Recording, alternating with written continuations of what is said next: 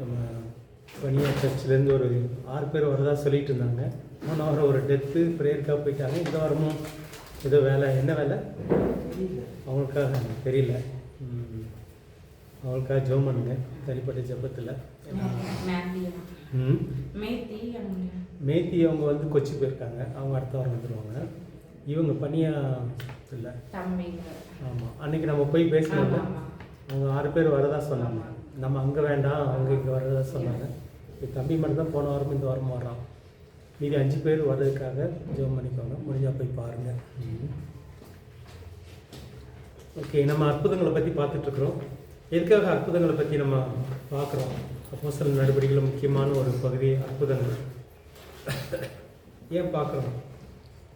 ஒரு தடவை ரிவைஸ் பண்ணிவிட்டு நம்ம போகலாம். நம்ம போன வாரத்தில் 35 அற்புதங்கள் பார்த்தோம். மீதியை இந்த வாரத்தில் பார்க்கலாம். எதுக்காக பார்க்குறோம் இந்த அற்புதங்கள் எல்லாம்? குறிப்பாக என்னத்தை நம்ம முக்கியப்படுத்துகிறோம்? இங்கே போன கிளாஸில் என்ன முக்கியப்படுத்துகிறோம்? ஞாபகத்துதான்.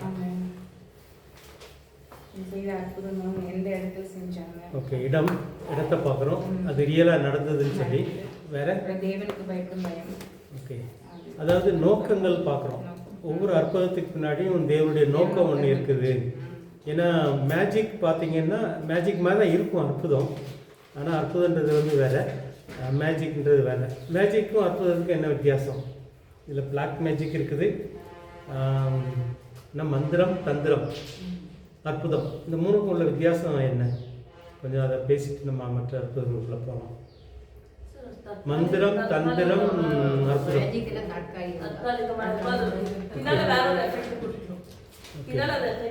அது பெருசா வந்து லைஃப்ல பிரயோஜனப்படாது. ஓகே, நான் அற்புதம்ன்றது வந்துட்டு இல்ல மந்திரத்தை பத்தி பேசுறீங்களா இப்ப தந்திரத்தை பத்தி பேசுறீங்க?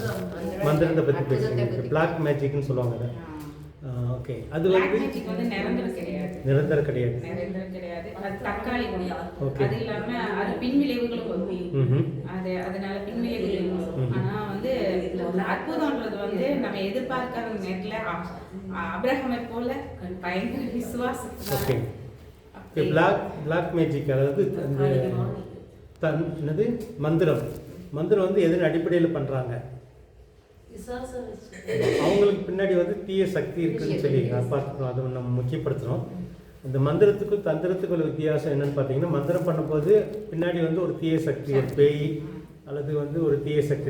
நம்மளை பொறுத்தவரை அது யார்? விழுந்து போன தூதர்கள். அவங்க வந்து ஒரு செத்து போன ஆவின்னு சொல்லலாம். அவங்களுக்கு பல நம்பிக்கை இருக்குது. ஆனால் நம்முடைய வேதத்தின் அடிப்படையில் பார்க்கும்போது செத்துப்போன ஆவி யாரும் வந்து பின்னாடி வேலை செய்ய முடியாது. விழுந்து போன தூதர்கள் வந்து பல பேரில் வந்து செய்கிறாங்கன்னு சொல்லி பார்க்குறோம் மந்திரம். ஸோ அது வந்து ஏவல், அதில் நிறைய காரியங்கள் இருக்குது. ஏவி விடுறது, அந்த ஆவிகளை ஏவி விடுறது. சில முக்கியமாக வந்து அங்கே நல்லது நடக்காது. இந்த மந்திரத்தில் பார்த்தீங்கன்னா ஆமாம், முக்கியமாக எங்க கூடலூர்ல இருக்கு, புக்காபுரத்தில் பண்றாங்க நிறையா. மைசூர்ல இருந்து இங்க எங்களுக்கு தெரியும். நான் என்னோட அனுபவத்துல சொல்றேன். எங்களுக்கு ஃபர்ஸ்ட் கடை வாடகை கேட்டாங்க. நாங்க கடை வச்சுதான் இது பண்றோம் அப்படின்னாங்க. அப்ப எங்களுக்கு அது தெரியல. நாங்களும் ஏதாவது ஒரு கடை கொடுத்துட்டோம் ஜாதகம் பார்க்கறதுக்கு அப்படின்னாங்க. எங்களுக்கு அப்ப ஆசையில இருந்தோம், எங்களுக்கு அவ்வளவு தெரியல.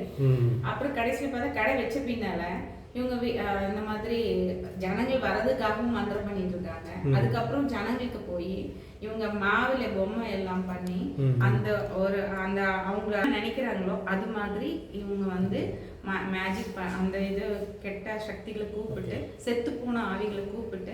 செத்து போன ஆவின்னு சொல்லுவாங்க. நமக்கு செத்து போன ஆவியெல்லாம் வர முடியாது. வேதத்தின் அடிப்படையில் செத்தவங்க யாருமே வந்து எதுவுமே செய்ய முடியாது.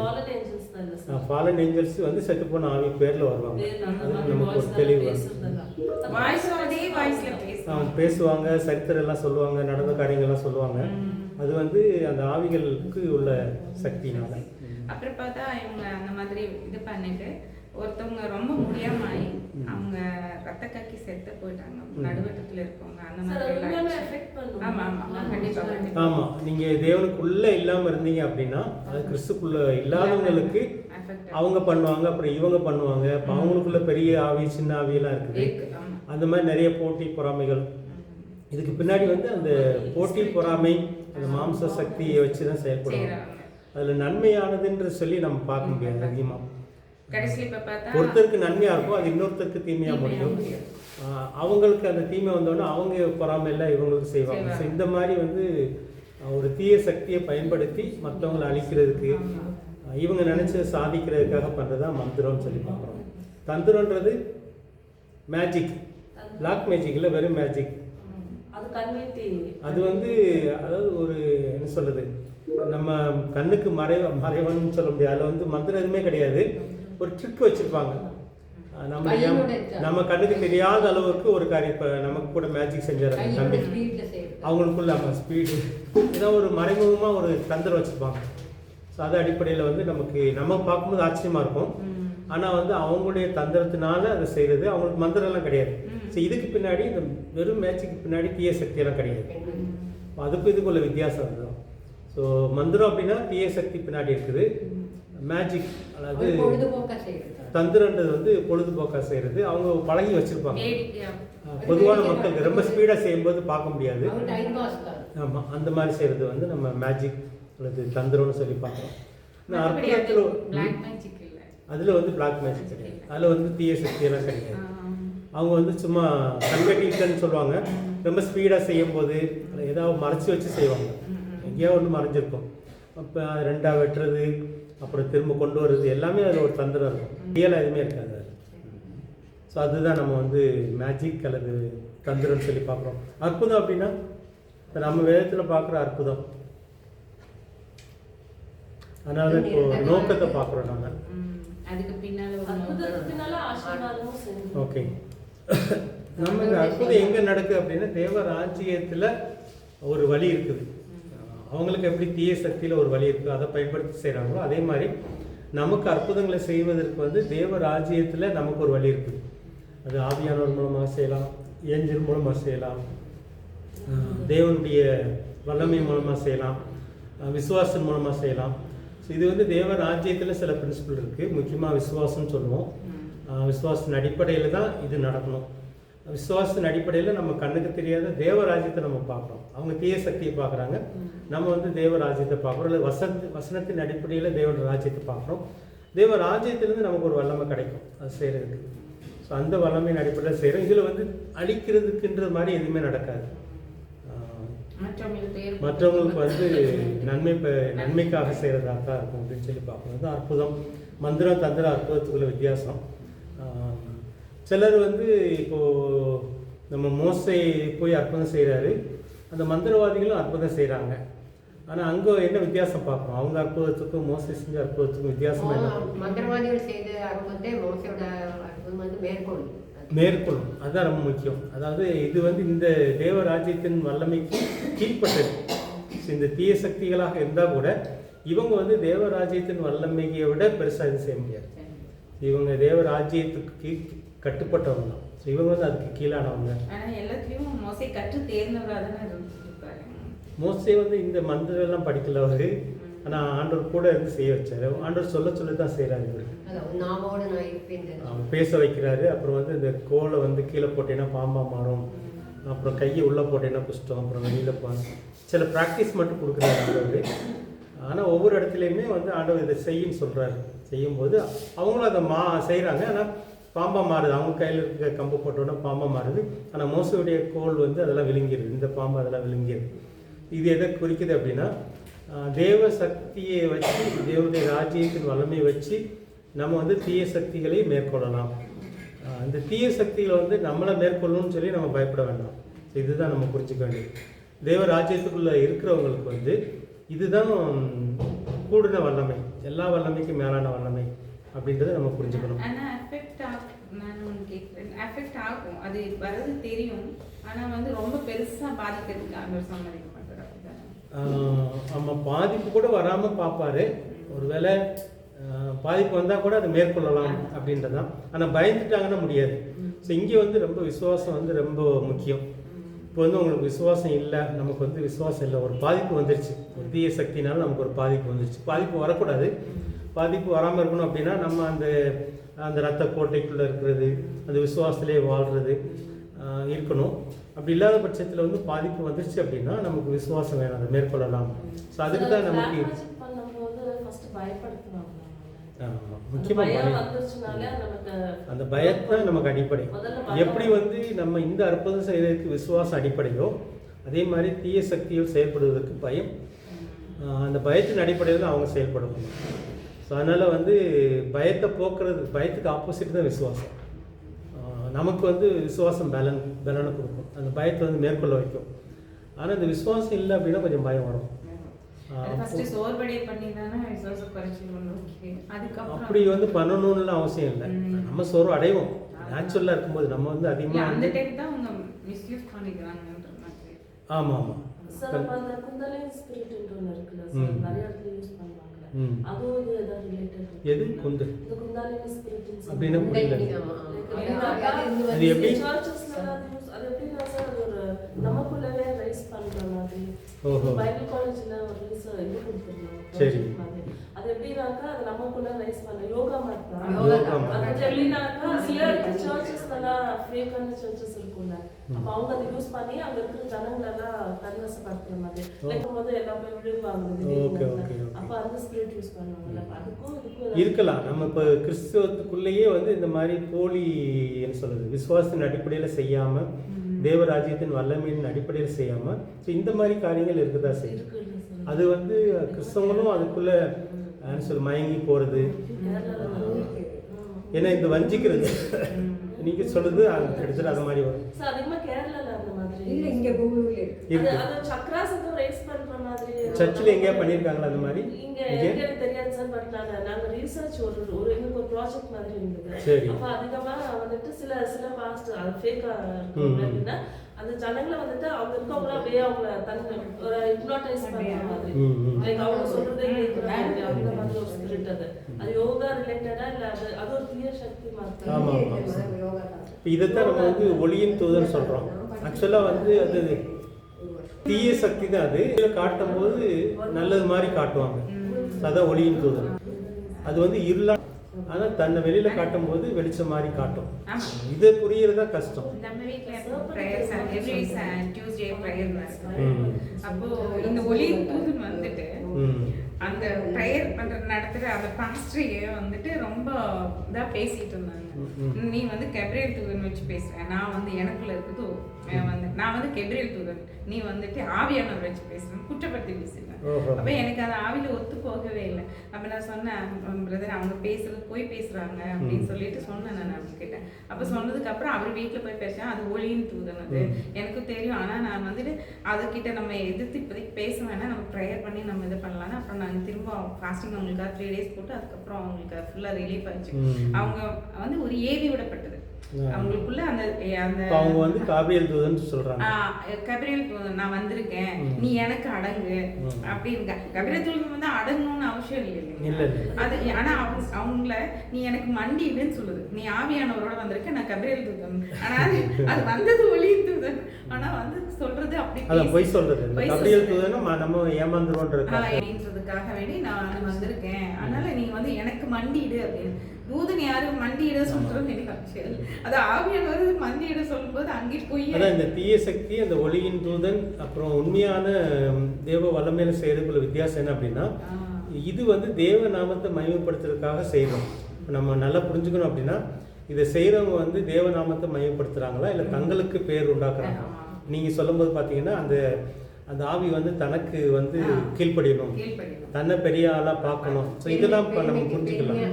ஸோ அவங்க வந்து தீய சக்தி தான் அப்படின்றது. அப்புறம் கொஞ்ச நேரம் முடிச்சு அவங்களே பேசி அவங்க சொன்னாங்க, எனக்கு கரெக்டாக 3:45க்கு நான் இவங்க பாடி விட்டு நான் வெளியே போடுவேன், அது வரைக்கும் நான் இங்கே தான் இருப்பேன் அப்படின்னு. அப்புறம் அது வரைக்கும் அவங்க பேசிட்டே இருந்தாங்க, ஆண்டவரோட வசனத்தை சொல்லி பேச கரெக்டாக அந்த டைம் சொன்ன மாதிரி அந்த டைமுக்கு வெளியே போயிடுச்சு. அப்போதான் சொன்னாங்க, யார் என்ன எது மூலமா நீ வந்த அப்படின்னு. சொந்த மாமியாரே அவங்களுக்குள்ள அந்த இதை வந்து இங்க இருக்கிற பண்ணிக்கிறது அவரை வச்சு அவரை மூலமா ஏற்பட்டிருக்காங்க. ஆனா அது எப்படி காபிரியல் தூதன் பேர் எடுத்துட்டு வந்துச்சுன்னு தெரியல.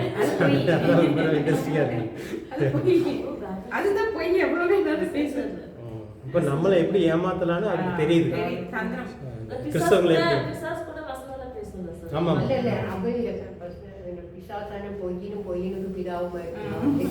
இல்ல நம்மளை ஏமாத்துறதுக்காக காபிரியல் தூதன் சொன்னா ஏமாந்துருவோம் அப்படின்றதுதான். நான் முன்ன விட பெரியவன் அப்படின்னு இப்போ நம்ம வந்து முனியமாக வந்திருக்குன்னு சொன்னால் நம்ம ஏமாற மாட்டோம். ஆனால் காபிரியல் தூதன் சொன்னால் நமக்கு வந்து அந்த ஒரு பயம் வரும் அப்படின்ற மாதிரி. ஸோ அந்த மாதிரி தந்திரங்கள் அதுக்கு தெரியுது மந்திரம். கரெக்டாக 3:45 நான் போயிருந்தேன். ப்ரையர் 2 ஃபினிஷ் ஆச்சு. அந்த 1.25 மணி நேரம். ஏன்னா அவங்களுக்கு எந்த பாதிப்பாக இருக்கக்கூடாதுன்னு எல்லாருமே சேர்ந்து ஜெபிச்சுட்டு இருந்தோம். கரெக்டாக இப்போ நமக்கு வந்து தீய சக்தின்றது நல்லா புரிஞ்சிருது. அவங்க வந்து கெடுதலுக்காக பண்ணுறாங்க, போட்டி பொறாமையில் பண்ணுறாங்க, மற்றவங்களை அழிக்கிறதுக்காக பண்ணுறாங்கன்றது. அற்புதங்கள் வந்து தேவனுடைய நாமத்தை மகிமைப்படுத்துறதுக்காக பண்ணுறாங்க. ஆனால் இந்த இடையில இந்த ஒளியின் தூதன் தான் நம்மளுக்கு கொஞ்சம் குழப்பம். ஸோ அதுதான் நமக்கு நம்மளை ஏமாத்துற மாதிரியே நிறைய வந்து நிறைய செய்வாங்க, நன்மை செய்கிற மாதிரி செய்வாங்க. ஸோ அதில் தான் கிறிஸ்தவங்க நிறைய பேர் ஏமாந்து போகிறது. அதில் நம்ம கொஞ்சம் எச்சரிக்கையாக இருக்கணும். அதே மாதிரி கலகம் உண்டாக்குறதுக்கும் வலு சர்ப்பத்தோட கிரியைகளை ஏவி விடப்பட்டவங்களும் இருப்பாங்க. பெயருக்கு வருவாங்க, அவங்களுக்குள்ள அது பண்ணி அந்த இடத்துல கலகத்தை உண்டு பண்ணி அந்த ஜபத்திலே பாம்பு நினைவாங்க. கீழே விழுந்து பாம்பு மாதிரியே இது பண்ணுவாங்க. பாம்பு மாதிரி கையை தூக்கிட்டு கொத்துற மாதிரி கொத்துவாங்க. அந்த மாதிரி நம்ம வீட்டுல ரெகுலர் அதை பார்க்க நமக்கு அதெல்லாம் புரிஞ்சுக்கலாம். நிறைய பாஸ்டர் செய்யும் போது இப்போ விழுகிறாங்கல்ல, ஸோ அதில் தான் நமக்கு கொஞ்சம் ஏமாந்துருவாங்க. அதிகமா மெயினா கேரளால யூஸ் பண்ணுவாங்க. அவங்க எப்படின்னா ஹிப்னாடைஸ் பண்ணிடுவாங்க உலகத்துல இருக்கவங்க. அப்ப அவங்க சொல்ற மாதிரியே அவங்க கேட்கிற மாதிரி. இது வந்துட்டு இவங்களுக்குள்ள ரைஸ் பண்ண சக்ராஸ் ஏதோ சொல்றாங்க, 6 சக்ராஸ் அது ரேஸ் பண்றாங்க. அது மோஸ்ட்லி பிசாசோட இதுதான். ஆமா அது நம்ம ரேஸ் பண்றோம். யோகா அதெல்லாமே அந்த இதுதான், கண்ணாடி உள்ளதான். குறிப்பாக நான் ஒரு பாஸ்டருடைய டெஸ்டிமனி கேட்கும்போது அவர் சொன்னார், அவர் வந்து ஒரு 40 நாள் உபவாசம் இருக்கிறாரு.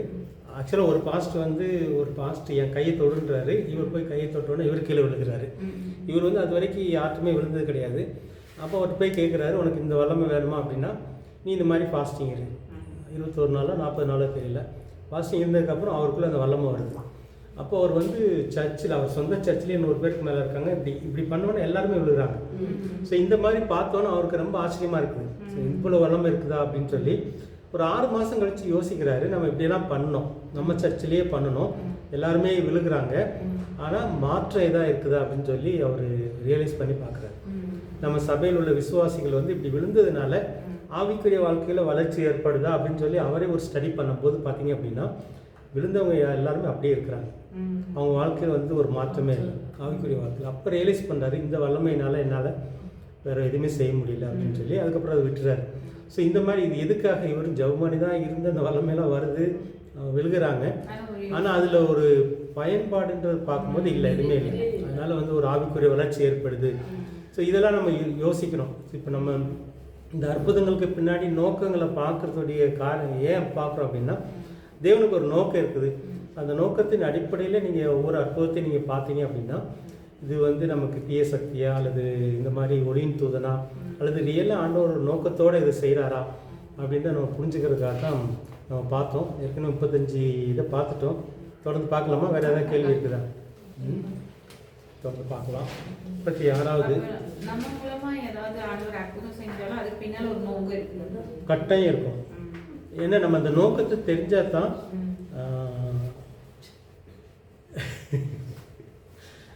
நல்லா தூக்கம் வருது. என்ன வேலைக்கு போனீங்க நைட்டு?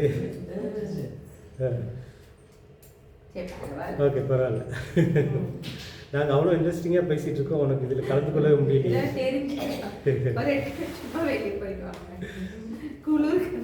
நீ கொஞ்சம் பேசணும், இடையில பேசினேன்னா உனக்கு வந்து அந்த தூக்கம்லாம் வராது. அந்த மைண்டை வந்து உள்ளே கொடுக்கணும். கொடுத்தா தான் இப்போ உங்கள் மக்கள் மத்தியில் இது நிறையா நடக்குது. இங்கே வந்து தேவ வல்லமை வெளிப்படணும்.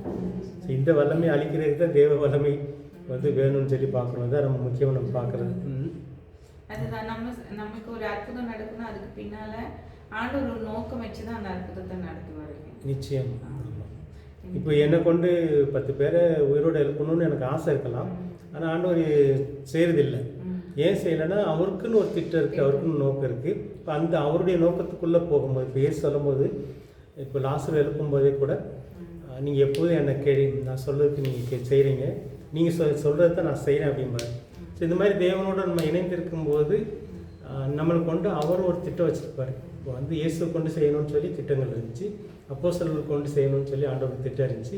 அதே மாதிரி நம்மளை கொண்டு செய்யணும்னு திட்டம் இருக்கும். அந்த திட்டத்துக்கு பின்னாடி ஒரு நோக்கம் இருக்கும். ஒருத்தர் உயிரோடு எழுப்புறாரு அப்படின்னா ஒரு கிராமம் ரட்சிக்கப்படணும், ஒரு சமுதாயம் ரட்சிக்கப்படணும். ஸோ அதுதான் நோக்கம். இதில் வந்து நம்ம அதில் பெரிய நமக்கு வந்து பேர் கிடைக்கும். நிறைய பேர் இந்த காலத்தில் அப்படியெல்லாம் நடந்துச்சுன்னா நிறைய பேர் கிடைக்கிறதுக்கு வாய்ப்பு இருக்குது. ஆனால் அது அங்கே முக்கியம் இல்லை. தேவனுடைய நோக்கம் என்னென்னா, அந்த ஒருத்தர் உயிரோடு இருந்ததுனால ஒரு ஊரில் உள்ளவங்க ரட்சிக்கப்படுவதோ அல்லது ஒரு கிராமத்தில் உள்ளவங்க ரட்சிக்கப்படுவதோ தேவனுடைய திட்டமாக இருக்கும். ஸோ அந்த மாதிரி இந்த திட்டம் வந்து புரிஞ்சிட்டோம் அப்படின்னா, ஆண்டவருடைய திட்டம் என்னை கொண்டு நிறைவேறிச்சுட்டு ஒரு திருப்தி ஏற்படும். இல்லை அப்படின்னா நமக்குள்ள ஒரு 10 பேர் நம்ம எழுப்பிட்டோம் அப்படின்னா நம்ம பெரிய ஆள் மாதிரி ஆயிடும். ஸோ நிறைய அற்புதங்களை செஞ்சு நிறைய ஊழியக்காரங்க விழுந்து போனது காரணம் இந்த பாலாசி லாஸ் எல்லாம் சொல்லுவாங்க. நிறைய பேர் விழுந்து போனது காரணம் என்ன அப்படின்னா பெருமை வந்துடும். ஸோ அந்த பெருமை வராமல் இருக்கிறதுக்கு வந்து நம்ம தேவ திட்டம் தேவ நோக்கம் புரிஞ்சிட்டோம் அப்படின்னா, நான் ஒரு பாத்திரம் என்னை பயன்படுத்தி ஆண்டவர் செஞ்சார். ஸோ இது அவருடைய நோக்கம், அவருடைய நோக்கம் நிறைவேறிச்சு அப்படின்ற மாதிரி ஒரு திருப்தியிலே நம்ம இருக்கலாம். நம்ம ஆண்டவரோட வேலைக்காரன் மட்டும் வந்து அங்கே பெருமை வராது. ஆமாம் மேக்ஸிமம் வந்து தன்னோட சுயம் வந்து எழுந்திருது. எல்லாருக்குமே அது வரும். அந்த இயற்கையாக வரும்போது இப்போ நிறைய பேர் கிடைக்கும்போது, நிறைய புகழ் கிடைக்கும்போது, நீங்கள் ஒருத்தரை உயிரோட எழுப்பிட்டீங்க அப்படின்னா நிறைய ஊரில் கூப்பிடுவாங்க. ஆனால் போன ஊரில் எல்லாம் நம்ம சாவெல்லாம் எழுப்ப முடியாது. ஏன் முடியாது அப்படின்னா அங்கே தேவ திட்டம் இருக்காது. நம்ம ஆசை இருக்கும் அல்லது இன்னொருத்தவங்க ஆசையாக இருக்கும், ஆனால் தேவ திட்டம் இருக்காது. ஸோ அதனால் தேவ திட்டம் இருந்து அது காத்திருந்து ஜெபம் பண்ணி ஒருத்தர் ஊழித்து கூப்பிட்டா கூட நம்ம அப்படி அந்த மாதிரி ஒரு பழக்கம் வந்துட்டா அப்படின்னா நமக்குள்ள அந்த பெருமை வராது. இல்லை அப்படின்னா நம்மளை கொண்டு நடந்து வச்சுட்டு நம்ம எண்ணிக்கிட்டே இருப்போம். இத்தனை பேர் முடவை நடந்துருக்காங்க நினச்சி இப்போ நமக்குள்ள அந்த வல்லமை இருக்குது.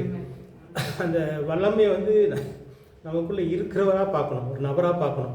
தேவன் எனக்குள்ளே இருந்து செயல்படுறாருன்னு. ஆனால் அந்த வல்லமையை மட்டும் தனியாக எடுத்து வச்சுக்கிட்டோம் அப்படின்னா அந்த வல்லமை எனக்குரியது, ஆண்டவர் எனக்கு அந்த வல்லமையை கொடுத்துட்டாரு, அந்த வல்லமையினால இதை செய்கிறேன் அப்படிங்கும்போது நமக்குள்ள அந்த பெருமை வரும். ஸோ இதுக்காக தான் நம்ம இந்த முக்கியமான நோக்கங்களை பார்க்குறோம். நீங்கள் பெருமையுள்ளவனுக்கு தேவனை எடுத்து நிற்கிறாங்க. சில நேரம் நமக்கே தெரியாது, அது அந்த பெருமைக்குள்ளே ஆகிட்டு. இப்போ சாத்தான் விழுந்து போன காரணம் அதுதானே, பெருமை தானே. இப்போ அவனுக்கு இன்னும் புரியல, அந்த பெருமையினால தேவனோட உள்ள உறவு போயிடுச்சு. அப்படி நல்லவரோட நமக்கு ஒரு நல்ல உறவு இருந்துச்சேன்னு உணர்வு அவனுக்கு இன்னுமே வரல, கடைசி வரைக்கும் வராது. ஆனால் மனுஷங்களாக இருக்கிறவங்களுக்கு உணர்வு வர்றதுக்கு வாய்ப்பு இருக்குது. ஆனால் அந்த உணர்வு வந்தால் தப்பிச்சாங்க. அந்த உணர்வு வரல அப்படின்னா கடைசி வரைக்கும் அந்த பெருமையிலேயே அழிஞ்சிடுவாங்கன்னு சொல்லி பார்க்குறோம். அதனால் பெருமை வந்து பெரிய பாவம், பாவத்திலே பெரிய பாவம் பெருமை. அதுக்கு தான் தேவனை எடுத்து நிற்கிறான்னு சொல்லி பார்க்குறோம். ஓகே, இந்த பேதுரு பார்த்தீங்கன்னா அவருடைய நிழல் பட்டா கூட சுகமானாங்க. ஆனால் அவர் 1 பேதுரு 2 பேதுரு எழுதும்போது நல்லா வயசாகிடுச்சு அவருக்கு. அப்போ வந்து என்னை கொண்டு ஆண்டவர் இப்படியெல்லாம் அற்புதம் செஞ்சார்னு ரொம்ப முக்கியப்படுத்த மாட்டார். ஓகே, அவருக்கு வந்து அந்த பெருமையெல்லாம் வராது. ஏன் வராது? பேதுடைய கடிதத்தில் நீங்கள் பார்த்தீங்கன்னா அவர் வந்து ஏதோ இருந்தாலும் உடனே மனஸ்தாபப்பட்ட ஆண்டவர்கிட்ட போய் மன்னிப்பு கேட்கிறவரா, தனியே அப்பப்போ புதுப்பிச்சுக்கிறவரா. ஓகே, அந்த ஒரு இது வந்து ஆக்சுவலா ஆதாம் கீழே இல்லை, ஆதாம்குள்ள அது வந்துருந்துச்சுன்னா கண்டிப்பா இந்த அளவுக்கு பூமி இருந்திருக்காது. அவர் 1 பேதுரு எழுதும்போது, கடிதம் எழுதும்போது ஒரு வார்த்தை சொல்லுவார், திவ்ய சுபாவத்துக்கு பங்குள்ளோலாகும்படியாக தேவன் நம்மளை தெரிந்து கொண்டார். இப்போ வந்து நம்ம நோக்கம் என்ன அப்படின்னா, நம்ம தேவனை போல மாறிக்கிட்டே இருக்கணும். தேவ சுபாவம், அந்த திவ்ய சுபாவம்னா தேவனுடைய சாயல், இழந்து போன தேவ சாயல், தேவ சுபாவத்தில் நம்ம மாறிக்கிட்டே இருக்கணும். ஆனால் யாருமே தேவனை போல மாற முடியாது, தேவனுக்கு சமமாக யாரும் மாற முடியாது. அது இயேசு ஒருத்தர் தான். இப்போ நமக்கு வந்து ஒரு டார்கெட் வச்சுருக்கிறாரு. அதனால் வந்து நம்ம முயற்சி அதாவது நம்மளுடைய நோக்கம் எல்லாம் என்னமே இந்த ஒரு எண்ணத்தில் இருக்கிறவங்க வந்து யாரும் நான் ஈக்குவல் கடவுளுக்கு சமம் அப்படின்னு யாராலும் சொல்ல முடியாது. ஏன்னா அந்த சாயலை இழந்துட்டோம், அந்த சாயல் வளர்ந்துட்டே இருக்கும். அந்த திவ்ய சுபாவன்றது வந்து கடவுளுடைய நல்ல குணங்கள். இந்த கடவுளுடைய நல்ல குணங்கள் எனக்குள்ளே பெருகணும்னு சொல்லி அதையே நம்ம முக்கியப்படுத்தும் போது இந்த அற்புதங்கள்லாம் வந்து சின்ன காரியங்கள். நம்முடைய மனசில் வந்து முக்கியமாக இருக்க வேண்டியது வந்து தேவ சுபாவம், தேவனுடைய குணங்கள், அவருடைய நல்ல குணங்கள் எனக்குள்ளே பெருகணும். ஸோ இதுதான் பேதுடைய மனசில் இருந்துச்சு. அதனால் அவர் வந்து வயசாகி மறிக்கும்போது கூட என்ன எழுதுகிறாங்கன்னா, ஆண்டவர் என்னை கூப்பிட்டது வந்து அவருடைய சுபாவத்துக்கு நான் பங்குள்ளவனாக மாறணும், அந்த திவ்ய சுபாவத்துக்கு பங்குள்ளவனாக மாறணும், அதுதான் பெருசு, நான் மாறிக்கிட்டே இருக்கிறேன். அதனால் வந்து இயேசு வந்து சிலுவையில் அடிக்கும்போது பேதுரு வந்து மறுதளித்து போனவர் தான், பயந்து போய். ஆனால் அவருக்கு ஒரு மரணம், அவரை சிலுவையில் அடிக்கும்போது சொல்லுவார், என்னை வந்து இயேசு மாதிரி சிலுவையில் அடிக்க வேண்டாம், அவர் கிடைச்ச மரியாதை எனக்கு வேண்டாம், என்னை வந்து தலைகையில் சிலுவையில் அடிங்க. அந்த அளவுக்கு இயேசுவோட ஒத்து பார்த்துட்டே இருக்கிறார். நம்ம இயேசுவோட நம்முடைய குணங்களை ஒத்து பார்த்துட்டே இருக்கும்போது நமக்குள்ள பெருமை வராது. ஆனால் மற்ற மனுஷங்களோட ஒத்து பார்த்தோம் அப்படின்னா அவனை விட நான் நல்லவன், அவளை விட நான் நல்லவன், அந்த மாதிரி ஒரு மனசை வந்து அது சாத்தா பெருமை கொடுப்பான். தானே. அப்படி அவங்கள விட நான் நல்லவன்னு நினைக்கிறதே பெருமை. ஆமா. ஸோ இதுதான் சாத்தானுடைய ட்ரிக்கு. ஸோ அந்த மாதிரி அந்த ட்ரிக்கில் போகாமல் இருக்கிறதுக்காக தான். அதே சுய எழுப்பிடுது. ஆமாம். ஓகே. யார் கூட கம்பேர் பண்ணவும் கூடாது. அதான் கம்பேர் பண்ணணும்னா ஏசு கூட மட்டும் கம்பேர் பண்ணிகிட்டே இருக்கணும். இல்லைன்னா நம்மளும் விழுந்து போயிடுவோம். அந்த பெருமை நமக்குள்ளே வந்துடும். ஓகே, 35 பார்த்துட்டோம். 36 பார்க்கலாமா? வாசிங்க. 36 வந்து 10ஆம் அதிகாரம் 10ஆம் வசனம். அவன் மிகுந்த பசியடைந்து சாப்பிட மனதாய் இருந்தான். அதற்கு அவர்கள் ஆயத்தம் பண்ணுகையில் அவன் நாணம் திருப்தியடைந்து வானம் திறந்திருக்கிறதாகவும் நாடு முனைகளும் கட்டப்பட்ட பெரிய துப்பட்டையைப் போல ஒரு விமானக்கூடு தன்னிடத்தில் இறங்கி தரையில் விடப்பட்டிருக்கிறதாகவும் அதிலே பூமியில் உள்ள சகல விதமான நாடுகால் ஜீவன்களும் காட்டு மிருகங்களும் ஊரும் பிராணிகளும் ஆகாயத்து பறவைகளும் இருக்கிறதாகவும் கண்டான். ஓகே. ஸோ இது வந்து ஒரு அற்புதம்னு சொல்லி பார்க்குறோம். இவருக்கு வந்து ஒரு வீட்டில் போயிருக்கிறாரு. அந்த வீட்டில் சமைச்சிக்கிட்டு இருக்கிறாங்க. அப்போ பேதுருக்கு வந்து பசி ஏற்படுது. பசிக்கும் போது ஒரு அந்த பசி மயக்கம்னு சொல்லுவாங்கள்ல. ஸோ அந்த மாதிரி பசி மயக்கத்தில் இருக்கும்போது இந்த காட்சியை பார்க்குறாரு. ஸோ இதோடைய நோக்கம் என்ன?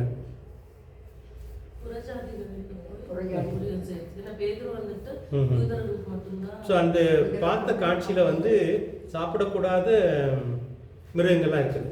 பன்றி, பாம்பு, தீட்டுள்ளதுன்னு சொல்லி அதெல்லாம் இருக்குது. ஸோ பேதுருக்கு அதை பார்த்த உடனே நான் இதெல்லாம் சாப்பிடக்கூடாது ஆண்டவர் சொல்ல, அதாவது அந்த தரிசனத்தில் வந்து இதை அடித்து பூசி அடிச்சுன்னா இதை சமைச்சு சாப்பிடுன்ற மாதிரி சொல்கிறாரு. ஐயோ நான் இதெல்லாம் சாப்பிடக்கூடாது அப்படின்ற ஒரு என்ன ஒரு நான் யூத முறைமையின்படி பண்ணியெல்லாம் சாப்பிடக்கூடாதுன்ற மாதிரி வருது. இப்போ இதை வச்சு தேவன் என்ன சொல்ல வர்றாரு, அதாவது பிரஜாதி மக்கள் தீண்டத்தகாதவர்கள் அல்ல அப்படின்ற ஒரு சத்தியத்தை புரிய வைக்கிறாரு. அப்போ ஒரு தரிசனத்துக்கு பின்னாடி ஒரு நோக்கம் இருக்குன்னு சொல்லி பார்க்குறோம்.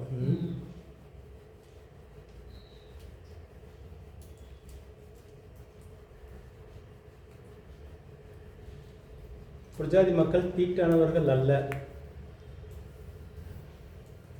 எந்த இடம்? இத்தாலியா, செசிலியா. செசாரியா.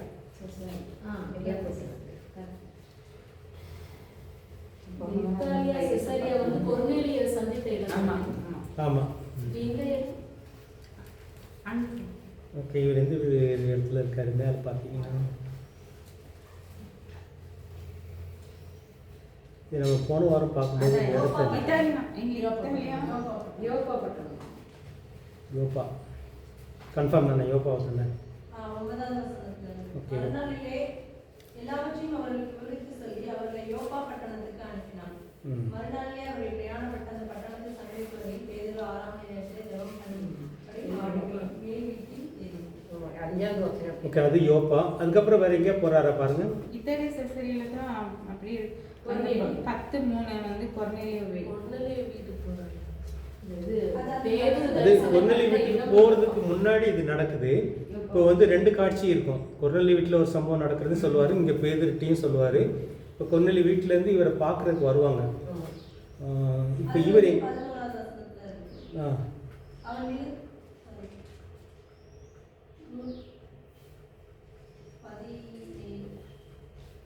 இப்போ கொர்நேலி இருக்கிறது எந்த ஊர்? கொர்நேலியாக்கு இத்தாலியால செசரியால. ஓகே, இது இத்தாலியா செசரியா. அங்கிருந்து போனோம். மறுநாளில் அவர்கள் பிரயாணப்பட்டு அந்த பட்டணத்துக்கு புதியது தண்ணீருக்கு வருகையில் பேரு 6ஆம் மணி நேரத்தில் அந்த பட்டணம். கொர்நேலி ஊர் வந்து செசரியா. இவர் யோப்பாவில் இருக்கும்போதே இந்த காட்சியை பார்க்குறாரா? ஓகே, அப்போ யோப்பா போட்டுக்கலாம். நீங்கள் செக் பண்ணிக்கோங்க. 10:9 அந்த யோப்பா பட்டணம். யோப்பா பட்டணத்துக்கு அனுப்பினான் தான் கொர்நேலி அனுப்புறாரு யோப்பா பட்டணத்துக்கு. ஓகே, கொர்நேலி அனுப்புனாரா? இவர் யோப்பாவில் தான் இருக்கிறார். பிரயாணப்பட்டு அந்த பட்டணத்துக்கு தான் போட்டு அது இருக்குது. அதே வருமா அது போய் யோப்பா பட்டணம். இந்த யோப்பாவில் வந்து ஒரு அற்புதம் செய்கிறார். என்ன அற்புதம் செய்கிறாரு? அது வந்து நம்ம இதில் பார்த்தோம். இந்த தபித்தால வந்து மரித்த தபித்தால எழுப்புறாரு யோப்பா. ஸோ இந்த அற்புதம் வந்து யோப்பா நகரத்தார் ரட்சிக்கப்படுவதற்காக அப்படின்னு சொல்லி 9ஆம் அதிகாரம் 40ஆம் வசனம். 40வது So இதுதான் யோப்பா. இவர் இங்கே இருக்கும்போது தான் இந்த காட்சியை 39 பார்க்குறாரு. இருந்திருக்கு. போய் சேர்ந்தபோது அவள் மேல் வீட்டுக்கு அழைத்து கொண்டு போனார்கள். அப்பொழுது விதவைகள் எல்லாரும் அழுது கற்கால் தங்களுடன் கூட இருக்கையில் செய்திருந்த அங்கிகளையும் வஸ்திரங்களையும் காண்பித்து அவளை சூழ்ந்தார். பேதுரு எல்லாரையும் வெளியே போக செய்து முழங்கால் படித்து ஜெபம் பண்ணி பிரேதத்தின் புறம்பாய் திரும்பி தப்பித்தாலே எழுந்தது என்றார். அப்பொழுது அவள் தன் கண்களை திறந்து பேதுருவை பார்த்தாள். அதுவும் யோப்பா பட்டணம். ஓகே, இப்போ அந்த அற்புதம் முடிஞ்சதுக்கு அப்புறம் அங்கே தான் இருக்கிறாரு. செசரியாவிலேருந்து கொர்நேலியு வந்து யோப்பாவில் இருக்கிற இவர் திரும்பி போறாங்க. அப்பொழுது பேதுரு அவர்களை உள்ளே அழைத்து அவர்களுக்கு உபச்சாரம் செய்து மறுநாளிலே அவர்களுடனே கூட புறப்பட்டார். யோப்பா பட்டணத்தாராகி சகோதரர்கள் சிலரும் அவர்களுடைய கூட போனாங்க. அப்போ யோப்பா தான். இப்போ எங்கே போனாங்க? புறப்பட்டார்கள் இருக்கு. செசரியாவுக்கு போகிறாங்க. அது வந்து 24 தான் செசரியா கொர்நேலியு வீட்டுக்கு போறாங்க செசரியாக்கு. ஓகே ஓகே, அது அதுக்கப்புறம் வருது. ஓகே,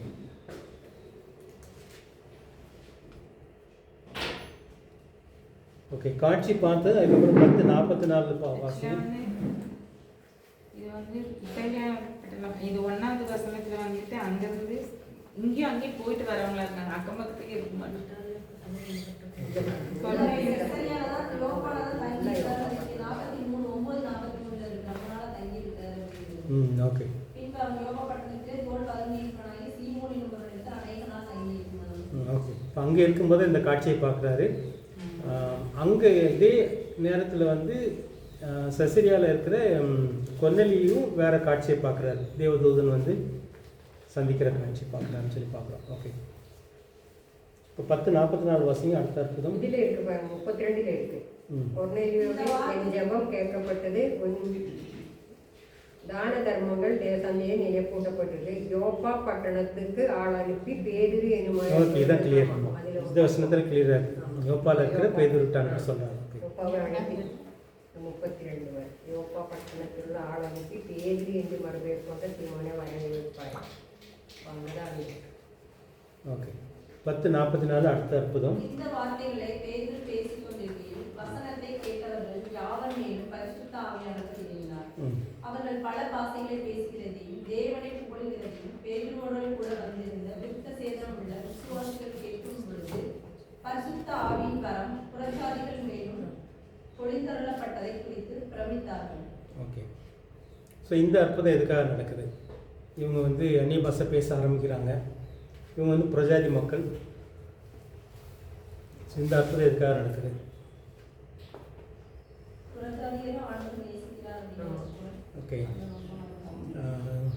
இந்த ஆவியானவர் வந்து கொடுக்கப்படுதல் வந்து அதில் 35 சொல்லியிருப்பார். சொல்லுங்க. எந்த ஜனத்தினாலும் அவருக்கு பயந்திருந்து நீதியை செய்கிறேன் எவனோ அவனே அவருக்கு உகந்தவன்.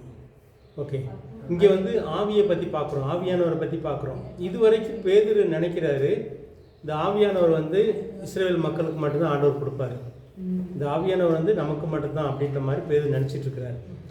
பேதுரு மாத்திரம் இல்லை, பேதுரு கூட வந்து யூதர்கள் எல்லாமே அப்படி தான் நினச்சிட்டு இருக்கிறாங்க. ஆவியானவர் வந்து உண்மையிலேயே யூத மக்களுக்கு மட்டும்தான் அப்படின்ற மாதிரி. ஆனால் இங்கே முதல்ல ஒரு யூதர் அல்லாத ஒரு குடும்பத்து மேலே ஆவியானவர் இறங்கினோடனே இவங்களுக்கு என்ன புரியுது அப்படின்னா, ஆண்டவர் வந்து இவங்களையும் ஏற்றுக்கிறாரு, பிரஜாதி மக்களையும் ஏற்றுக்கிறாரு. ஏற்றுக்கொண்டதுக்கு அடையாளம் தான் ஆவியானவர் இறங்குதல் அப்படின்னு சொல்லி பார்க்குறோம்.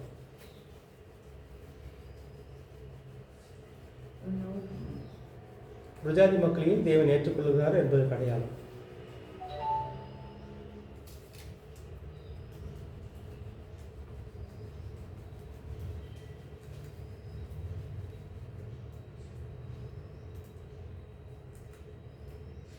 பாரபட்சம் பார்க்காதீங்க. ஓகே,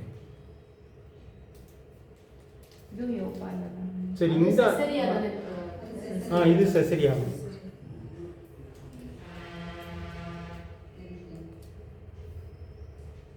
ஸோ இந்த அந்நிய பாஷையை பேசுதலுக்கும் நம்ம முதல்ல வந்து ஆவியானவர் 120 பேர் வந்து மேலே வந்து ஆவியானவர் இறங்கினோடனே பேசுனாங்க அந்நிய பாஷை. அதுக்கும் வித்தியாசம் எதாவது இருக்குதா இல்லை ஒன்று தானா?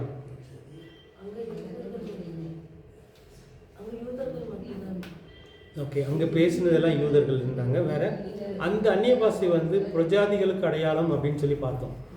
ஏன்னா அங்கே 120 பேருமே யூதர்கள், அங்கே கூடி வந்தவங்களும் யூதர்கள் தான், அந்த பண்டிகைக்கு வந்தவங்க தான். ஆனால் அவிசுவாசிகள் அந்த 3000 பேர் கூடுறாங்கல்ல, அந்த 120 பேர் பேசும்போது நிறைய பேர் மக்கள் போய் ஆச்சரியப்படுறாங்க. அவங்க என்ன சொல்லி ஆச்சரியப்பட்டாங்க? அவருக்கு தான் நம்ம போன வாரம் பார்த்தது. நம்முடைய பாஷையில இவர் தேவனுடைய இவங்க கலிலேயராக இருக்கிறாங்க, நம்ம பாஷை இவங்களுக்கு தெரியாது, ஆனால் நம்ம பாஷையில் இவங்க தேவனை புகழ்கிறாங்களே அப்படின்னு சொல்லி ஆச்சரியப்பட்டாங்க. இதுக்கு அடையாளம் வந்து நம்ம, அதாவது அந்நிய பாஷையின் அடையாளம் வந்து ஒன்று அவிசுவாசிகளுக்கு அடையாளம். ஸோ இந்த மாதிரி ஆச்சரியப்படுத்தும். தேவனை ஏற்றுக்கொள்ளாதவங்களுக்கு அந்த அந்நிய பாஷை வந்து ஒரு ஆச்சரியத்தை கொடுத்து தேவனை ஏற்றுக்கொள்ள வைக்கும். அப்படிதான் அவங்க எங்க பாஷை அவங்க பேசுறாங்க. அப்போ ஆவியானவர் உதவினால அவங்க படிக்காத பாஷை, அவங்க பாஷை வேற பாஷை, ஆனால் இவங்க பாஷையில் பேசுனது கேட்டோன்னே உங்களுக்கு ஆச்சரியம் வருது. இது ஒரு, அதனால தான் அந்நிய பாஷை வந்து அவிசுவாசிகளுக்கு அடையாளமாக இருக்கிறது அப்படின்ற வசனத்தை நம்ம போன வாரம் பார்த்தோம், ஞாபகம் இருக்குதா? ஆனால் இங்கே ஆச்சரியப்பட்டது வந்து விசுவாசிகள். திரும்ப வாசிங்க அது 44. இந்த வார்த்தைகளை பேதுரு பேசிக் கொண்டிருக்கையில் வசனத்தை கேட்டவர்கள் யாவர் மேலும் பரிசுத்த ஆவியானவர் இறங்கினார். அவர்கள் பல பாஷைகளை பேசுகிறதையும் தேவனை புகழ்கிறதையும் பேதுருவோடே கூட வந்திருந்த விருத்த சேதனம் உள்ள விசுவாசிகள் கேட்கும் பொழுது பரிசுத்த ஆவியின் வர புறஜாதிகள் மேலும் பொழிந்தள்ளப்பட்டதை குறித்து பிரமித்தார்கள். ஓகே, ஸோ இங்கே பார்த்தீங்க அப்படின்னா இவங்க பாஷையில் பேசலை, வேறு பல பாஷையில் பேசுகிறது கேட்குறாங்க. ஆனால் இவங்க ஆச்சரியப்படுறாங்க. ஆச்சரியப்பட்டவங்க வந்து விசுவாசிங்க, விருத்த சேதனமுள்ள விசுவாசிகள்னு சொல்லப்பட்டிருக்கு. விருத்த சேதனமுள்ள விசுவாசிகள்னா யூதர்கள் அப்படின்னு சொல்லி பார்க்குறோம். ஸோ அதனால் அந்நிய பாஷையில் வந்து பல காரியங்கள் இருக்குது. நம்ம அதில் அதை வித்தியாசப்படுத்துறதுக்காக தான் நான் அதை உங்கள்கிட்ட சொல்கிறேன். அந்நிய பாஷை வந்து ஒன்று பேசும்போது ரட்சிக்கப்படாதவங்களுக்கு வந்து ஆச்சரியம் கொடுக்குற மாதிரி இருக்கும். அது வந்து அவங்க பாஷையில் நம்ம பேசலாம், அவங்களுக்கு புரிகிற பாஷையில் நம்ம பேசணும் அப்படின்னா. இன்னொன்று அந்நிய பாஷை வந்து ஆவியானவர் தான் கொடுக்கணும். அது இந்த 120 பேர் மேலே ஆவியானவர் கொடுத்ததுனால தான் அப்படி பேசுகிறாங்க. அவங்க வந்து தேவனை தான் புகழ்கிறாங்க, ஆனால் அவங்க பாஷையில் புகழ்ந்ததுனால அவங்களுக்கு புரியுது, இன்னொருத்தவங்களுக்கு புரிகிற பாஷை அது. இப்போ சிலர் வந்து பேசுகிற பாஷை யாருக்குமே புரியாது. இப்போ அதுதான் இப்போ நிறைய நம்ம கேட்குறோம். இருக்கலான்னு சொல்கிறாங்க, ஒருவேளை ஒருத்தர் பேசுறது இன்னொரு நாட்டு லாங்குவேஜாக இருக்கலான்னு சொல்கிறாங்க. ஆனால் அது உங்களுக்கு தெரிஞ்சால் நல்லாயிருக்கும். சிலர் நிறைய பேருக்கு தெரியறது இல்லை.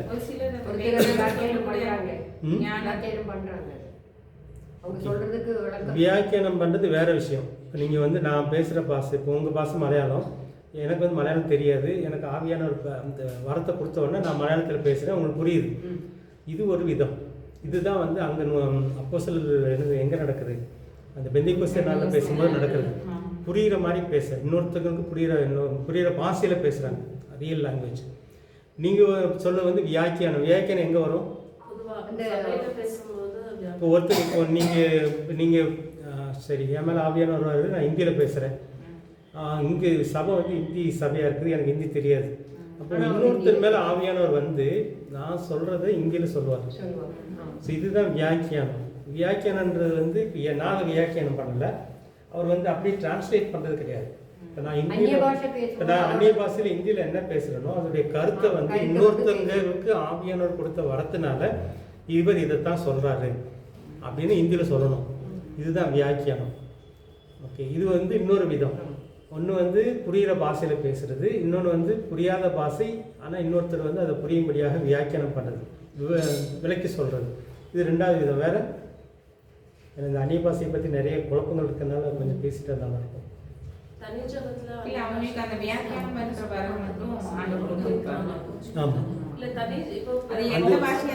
இப்போ அந்த 9 வரத்தில் பார்த்தீங்கன்னா ஒன்று அந்நிய பாஷை வரம், இன்னொன்று வந்து வியாக்கியானம் பண்ணுற வரம் இருக்குது. அதான் 8வது வந்து பார்த்தீங்கன்னா அந்நிய பாஷை பேசுகிற வரம், 9வது வரம் வியாக்கியானம் பண்ணுற வரம்.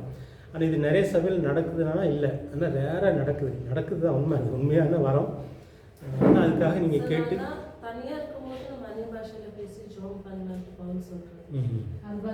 ஸோ அதுதான் 3வது வகை. அந்த 3வது வகை எதை குறிக்குது? இப்போ வந்து நான் பேசுறது எனக்கும் புரியலை, இன்னும் கேட்குறவங்களுக்கும் புரியலை, வேறு யாருக்குமே புரியலை. அப்படின்னு ஒரு லாங்குவேஜ் நீங்கள் பேசுனீங்கன்னா அது உங்களுக்கும் தேவனுக்கு இடையில இருக்கணும். நீங்கள் சபையில் பேசுகிறீங்க அப்படின்னா ஒன்று நீங்களே அதுக்கு விளக்கம் சொல்லணும், அல்லது புரிகிற பாஷையில் பேசணும். நீங்கள் உங்களுக்கு புரியாத பாஷையில் நீங்கள் பேசிட்டு அதை புரிகிற பாஷையில் சொல்லணும். இதுதான் வியாக்கியானம். இதுதான் கட்டளை, சபை கொடுக்கப்பட்ட கட்டளை. ஆனால் முதல்ல பேசும்போது அவங்க புரிகிற பாசையில் பேசுனதுனால வியாக்கியானம் கொடுக்க வேண்டாம். இங்கே எப்படி நடந்துச்சுன்னு தெரியல. இங்கே வந்து ஆச்சரியப்படுறாங்க. சபையில் நீங்கள் பேசுகிறீங்க அப்படின்னா அதை நீங்கள் விளக்கணும். நீங்கள் புரியாத பாஷையில் பேசுகிறீங்க, அது அந்நிய பாஷை. ஒன்று நீங்கள் விளக்கணும், அல்லது இன்னொருத்தர் வரம் பெற்றவர், வியாக்கியானம் பண்ண வரம் பெற்றவர் விளக்கணும். இது 2வது வகை. 3வது வகை வந்து எனக்கும் புரியலை, அது விளக்குறதுக்கும் யாரும் இல்லை அப்படின்னா நீங்கள் வந்து சத்தமாகவே பேசக்கூடாது, பேசாமல் இருக்கணும். அது உங்களுக்கும் தேவனுக்கும் இடையில நீங்கள் தனியாக வீட்டில் ஜெபம், அதுதான் இப்போ நீங்கள் கேட்குறீங்க பண்ணுறது. உங்களுக்கு புரியுமா புரியாதா தெரியல, புரியாது. ஸோ இங்கே என்ன நடக்குது அப்படின்னா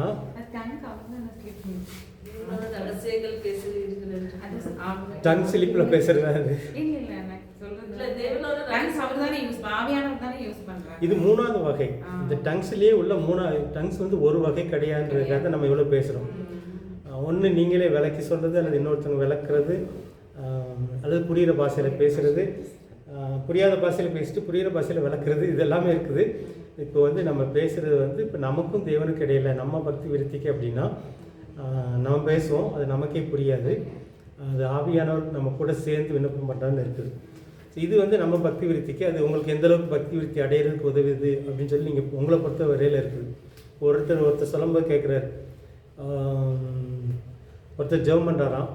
அவர் ஜெபம் பண்ணும்போது ஆண்டவர் எனக்கு 1 கோடி ரூபாய் கொடுங்க, எனக்கு இந்த வேலை இருக்குது அப்படின்னு சொல்லி கேட்குறாராம். அப்போ ஆவியானவர் கூடவே வந்து சொல்கிறாராம், ஆண்டவரே நீங்கள் கொடுக்காதுங்க, கொடுத்தவங்க கெட்டு போயிடுவான். இது அந்நிய பாஷையில் பேசுறது. புரியுதா உங்களுக்கு நான் சொல்கிறது? அவர் சொல்கிற எக்ஸாம்பிளுக்கு ஆவியானவருக்கு வந்து தெரியும், நம்ம மனசும் தெரியும், அவர் ஆண்டோடைய மனசும் தெரியும். இதை புரிஞ்சு எது நமக்கு தேவைன்றது அவர் நமக்காக பேசுகிறது தான். இது வந்து நம்ம அந்நிய பாஷையில் பேசணும், நம்ம வாயை கொண்டே நம்மளை பேச வச்சுருவார் ஆண்டவர். நமக்கு உண்மையிலே என்ன தேவைன்றது நம்ம அர்த்தத்தோடு பேசும்போது பார்த்திங்கன்னா நம்மளுடைய மனசை வெளிப்படுத்துவோம், நம்மளுடைய ஆசை விருப்பங்களை ஆண்டவர்கிட்ட வெளிப்படுத்த தப்பு இல்லை. ஆனால் ஆண்டவருக்கு தெரியும் இவனுக்கு எது வேணும், உண்மையிலேயே இவளுக்கு எது வேணும்.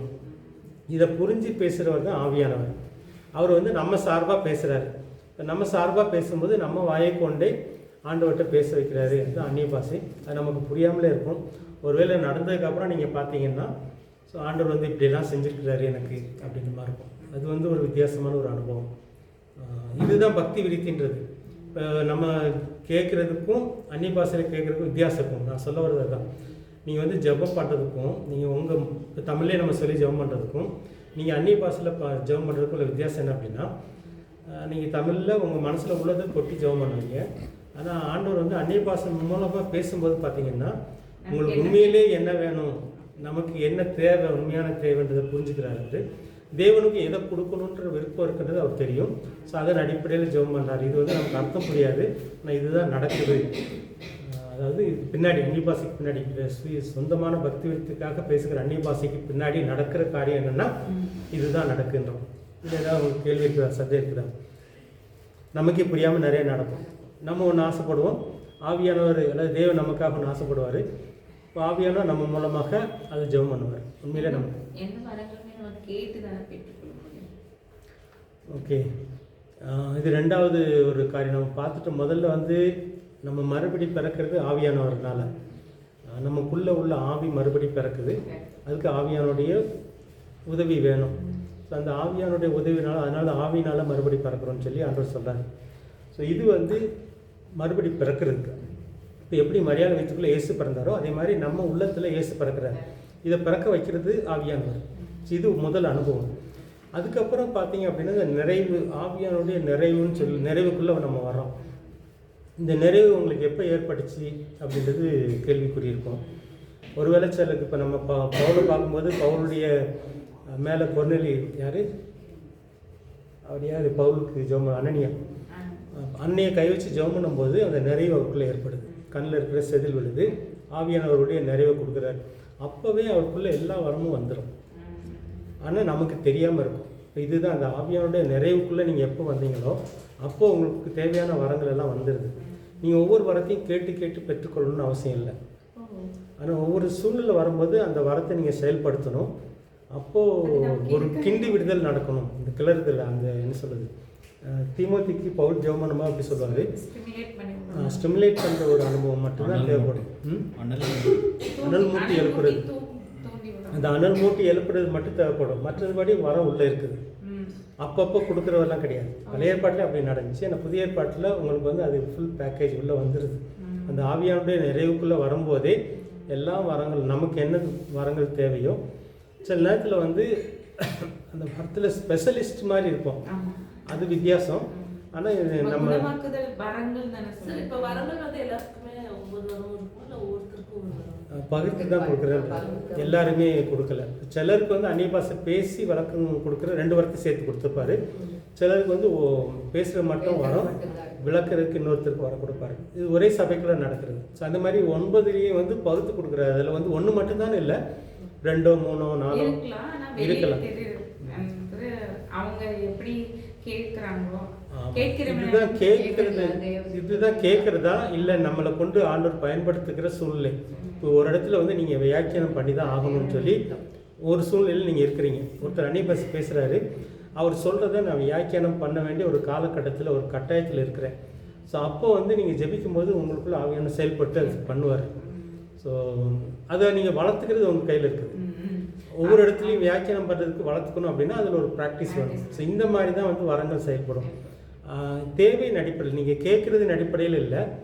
ஒருவேளை கேட்கலாம், கேட்குறதும் ஒரு தேவை வருது. தேவை வரும்போது இங்கே எனக்கு இதை செய்யணுமே, இந்த வரம் செயல்பட்டால் நல்லா இருக்குமே அப்படிங்கும்போது ஆவியானவர் அதை வந்து ஊற்றுறாரா இல்லை தூண்டி எழுப்புறாருன்னு தெரியல. உங்களுக்குள்ளே இருக்கிறது இந்த ஆவியானவர் ஒரே ஆவியானவர் தான். என்ன 9 ஆவியானவர்லாம் தனித்தனியாக வர்றது கிடையாது. ஒரே ஆவியானவர், அவருக்குள்ளே எல்லா வரங்களும் அடங்கியிருக்குதுன்னு சொல்லி பார்க்குறோம். ஸோ அதை வந்து நமக்கு தேவைக்கு ஏற்ப சூழ்நிலைக்கு ஏற்ப குணமாக்கும் வரங்கள்ல வந்து அது ஒரு சிலர் வந்து ஸ்பெஷல். ஏன்னா கேன்சரே கை வச்சு ஜெபிச்சா போதும். ஆனா எல்லாருக்குமே வந்து கேன்சர் வச்சு கை வச்சு அதில் ஸ்பெஷலிஸ்ட் ஆகிறாங்க. ஸோ அதை வந்து பயன்படுத்தி இது வந்து ஆவியானவர் வந்து அதை மட்டும் கொடுக்குறவர் கிடையாது. இவருக்கு வந்து கேன்சரை மட்டும் குணமாக்குற வரம் அப்படின்னு அவர் கொடுக்குறவர் கிடையாது. இவர் வந்து அந்த பழக்கத்துக்குள்ளே வந்துடுறாரு. ஒரு இடத்துல ஒரு கேன்சர் குணமாக இருக்கும், அப்போ இவருக்கு எங்கே கேன்சரை பார்த்தாலும் நம்மளை கொண்டு இது நடக்கும் அப்படின்ற மாதிரி இவர் வந்து அந்த ப்ராக்டிஸ்குள்ளே போகிறதுனால இவர் அதில் ஸ்பெஷல் ஆகிறாரு. ஆனால் இதுக்கும் அந்த வரத்துக்கும் சம்மந்தம் இல்லை, இது நம்மளை பொறுத்தவரை இல்லை அப்படின்றது தான். ஆனால் குணமாக்கும் வரன்றது வந்து ஒரு வரம், அதில் வந்து பிரிச்செல்லாம் கொடுக்குற மாதிரி நமக்கு தெரியல. ஆனால் இவர் அதில் ஸ்பெஷல் ஆகும்போது இவர் வந்து ஃபோக்கஸ் எல்லாம் கேன்சரை பார்த்தோன்னே இவருக்கு ஒரு ஆசை வரும், ஆண்டவர் நம்மளுக்கு கொண்டு குணமாக்குறா இருக்கும் அப்படின்ற மாதிரி. இப்போ அதுலேயே அவர் ஸ்பெஷல் ஆகிறாரு. அது அவருடைய தனிப்பட்ட வாழ்க்கையில் உள்ள ஒரு அதைத்தான் பார்ப்போம். ஆனால் குணமாக்கும் வரோம் அப்படின்னா உங்களுக்கு எல்லாத்தையும் குணமாக்கணும். சரி, உங்களை கொண்டு எந்த இடத்துல ஆண்டவர் எதை செய்ய விரும்புகிறாரோ அதுக்கு நம்ம ஆயத்தமாக இருக்கணும். நம்ம பாத்திரம் மட்டும் ரெடியாக இருக்கணும், ஆண்டவர் வந்து பயன்படுத்துவாரா இருக்கும் அப்படின்ற மாதிரி பார்க்குறோம். இந்த குணமாக்கும் வர வந்து சுவிசேஷ வரத்தோடு சேர்ந்து போகணும். சுவிசேஷ ஊழியம் 5 ஊழியத்தில் பார்த்தீங்க அப்படின்னா அந்த சுவிசேஷ ஊழியத்துக்கு ரொம்ப முக்கியமான தேவை. அதனால் வந்து நீங்கள் சுவிசேஷ ஊழிய வர உங்களுக்கு இருந்துச்சு அப்படின்னா நிச்சயம் இதுவும் சேர்ந்து நடக்கும். இருந்தால் தான் அது வந்து ஆண்டவர் வந்து சொல்கிற வசனம் வந்து உண்மைன்னு சொல்லி அற்புதத்தின் மூலமாக நிரூபிப்பார் சொல்லி பார்க்கலாம். ஸோ அந்த மாதிரி சில காம்பினேஷன்லாம் இருக்குது. மற்றபடி வரங்கள் வந்து பங்கு போட்டு கொடுக்குறாரு சபை வளர்ச்சிக்காக. அந்த சரீரம் வந்து மார்க்கு கடைசியில் சொல்கிறாங்க இல்லைங்களா, இது விசுவாசம் உள்ளவனாக ஞானஸ்நானம் பெற்றவன் ரட்சிக்கப்படுவார், விசுவாசவனும் ஆக்கினிக்குள்ள திருக்குவார், விசுவாசிக்கிறவனால் நடக்கும் அடையாளங்கள், என் நாமத்தினாலே பிசாசுகளை பெருக்குவார்கள், நவமான பாஷைகளை பேசுவார்கள், கற்பங்களை எடுப்பார்கள், சாவுக்கு ஏதுமான யாதொன்றையும் குடித்தாலே அது அவர்களை சேதப்படுத்தார், வியாதியஸ்தர்கள் கை வைப்பார்கள், அப்பொழுது அவர்கள் ஒவ்வொருத்தருக்கும் ஒரு வரணும். அதான் ஒன்றுன்னு இல்லை, ஒருத்தருக்கு 1 இருக்கலாம், ஒருத்தருக்கு 2 இருக்கலாம், ஒருத்தருக்கு 3 இருக்கலாம். ஆனால் எல்லா 9 வரங்களையும் பெற்றவர் இயேசு மட்டும்தான். 9 வரமும் ஒருத்தருக்கு இருக்காது, அது மட்டும் இருக்காது. கனிகள் வந்து 9 நமக்கு இருக்கணும். அது வந்து ஒரு ஒன்றா சேர்ந்து வர்றது, ஒன்று மட்டும் பிரித்து பார்க்க முடியாது. ஆனால் வரங்களை பொறுத்தவரையில் வந்து பங்கு போட்டு கொடுக்குறேன்னு சொல்கிறாரு. அதில் இயேசுவை தவிர யாரும் இல்லை. எல்லா வரமும் ஒருத்தருக்குள்ளே செயல்படணும்னா ஆவியானவர் வந்து இயேசுக்குள்ளே முழுமையாக இருந்தான்னு இருக்கும். பிஜிஎஸ்க்கு 9 வாரத்தை ஆண்டவர் எனக்கு கொடுத்தாருன்னு சொல்கிறாரு, சொல்லியிருக்கலாம். ஆனால் அவருடைய வாழ்க்கையை நீங்கள் எடுத்து இந்த 9 வாரமும் எங்கே செயல்பட்டதுன்னு பார்க்கணும். இப்போ நம்ம பார்க்குறதே அதுதான். இப்போ பேதுரு வந்து ஒரு இடத்துல செத்தவங்களை எழுப்புறாரு, இன்னொரு இடத்துல வந்து சில அற்புதங்கள் செய்கிறாருன்னா இங்கே என்ன வரம் செயல்படுதுன்னு சொல்லி நம்ம பிரித்து பார்த்தோன்னா தெரியும். நம்ம நீங்கள் இங்கேயே பார்த்துலாம் அப்போஸ்தலர் நடபடிகளில் வந்து எந்த ஒரு அப்போஸ்தலர் வச்சாவது 9 வாரத்தையும் செயல்படுத்தியிருக்கிறாருன்னு சொல்லி நீங்கள் ஸ்டடி பண்ணணும். நீங்கள் ஸ்டடி பண்ணி 9 வாரத்தையும் பேதர் பயன்படுத்தினார், பவுல் பயன்படுத்துகிறார் அப்படின்னா தினகரன் பயன்படுத்தலாம். இதுதான் கன்க்ளூஷன். அப்படி இருக்குதா ஐயா? நீங்கள் அப்படி ஸ்டடி பண்ணால் தெரியும். நானும் பார்க்கல, ஸ்டடி பண்ணல. நீங்கள் ஸ்டடி பண்ணீங்கன்னா இந்த 12 அப்போஸ்தலர்லையும் 9 வாரத்தையும் பயன்படுத்துகிறவங்க யார்? ஏன்னா அதுக்கு ஒவ்வொன்றுக்கும் எக்ஸாம்பிள் வேணும் நமக்கு. அப்படி நீங்கள் ஸ்டடி பண்ண யாரும் ஸ்டடி பண்ணீங்கன்னா எப்படியெல்லாம் பண்ணலாம். நீங்கள் அப்படி பண்ணாங்க அப்படின்னா நீங்கள் அப்போஸ்தலர் ஒருத்தர் பண்ணியிருப்பார் அப்படின்னா ஒருவேளை தினகரனுக்கும் அது கொடுக்கப்பட்டிருக்கலாம் அப்படின்றது. இங்கே கொடுக்கப்படலன்னா கண்டிப்பாக மனிதர்களுக்கு கொடுக்கப்படாது. நீங்கள் அப்போஸ்தலர் உபதேசம் இல்லாத எதையுமே எடுத்துக்கூடாது. அதனால தான் அப்போஸ்தலர் உபதேசம் ரொம்ப முக்கியம்னு சொல்லி பார்க்குறோம். அப்போஸ்தலரால் செய்யப்படாத ஒன்று என்னை கொண்டு செய்யப்படுது அப்படின்னா அது கேள்விக்குறி தான். நீங்கள் அதை கேள்வி வச்சு தான் பார்க்கணும். இருக்கலாம். நீங்கள் அப்படி ஸ்டடி பண்ணி பார்த்தீங்கன்னா புரிஞ்சிடும் நமக்கு. நேற்று ஒரு இது யூடியூப்ல ஒரு இது பார்த்தேன், இந்த பைபிள் ஸ்டடீஸ் குறிச்சு. அதில் இந்த அற்புதங்கள் அடையாளங்கள் பற்றி அதை பேசும்போது அவங்க சொன்னாங்க இந்த குணமாக்குதல் வரம் வந்து வரங்கள் அப்படின்னு போட்டிருக்காங்க. அதை பற்றி பேசும்போது அதை பற்றி அது வரங்கள்ல ஒன்று குணமாக்கும் வரம். அந்த குணமாக்கும் வரங்கள்ல அதுலேயும் வந்துட்டு ஒரு சிலருக்கு இப்போ எப்படி ஸ்பெஷலிஸ்ட் இருக்காங்களோ இந்த மாதிரி அதுக்கு ஒரு சிலருக்கு மருந்து எடுக்கிற வரம் இருக்கு, ஒரு சிலருக்கு பிசாசுகள் அது மட்டும் பிரித்து கொடுப்பாருன்ற கேள்வி. ஆனால் இவங்க அந்த பழக்கத்துக்குள்ள போகலாம். அதுக்கான அனுமதி இது வந்து பொய்ன்னு நம்ம சொல்ல முடியாது. அவரை கொண்டு எல்லா நோயும் குணப்படுத்துறதுக்கு அந்த வரம் இருக்குது. ஆனால் அவரும் என்ன பண்றாருன்னா தன்னை வந்து ஸ்பெஷலாக ஆக்கிக்கிறார். அவ்வளோதான். இதுல வந்து என்னால குணமாக்க ஆனா ஆண்டவர் ஸ்டாப் பண்ணிக்கிறாரு. அதுதான். ஒருவேளை அதுல ஸ்பெஷல் ஆகுறாரு, அதையும் மட்டும் பார்த்துட்டு விட்டுறாரு. அந்த மாதிரி அவர் வந்து அந்த இது நெகட்டிவாக சொன்னோன்னா ஆவியானவரை மட்டுப்படுத்துறது. அப்போ அவரை கொண்டு எல்லா வியாதிகளும் குணப்படுத்துறதுக்கூடிய வரம் தான் இருக்குது.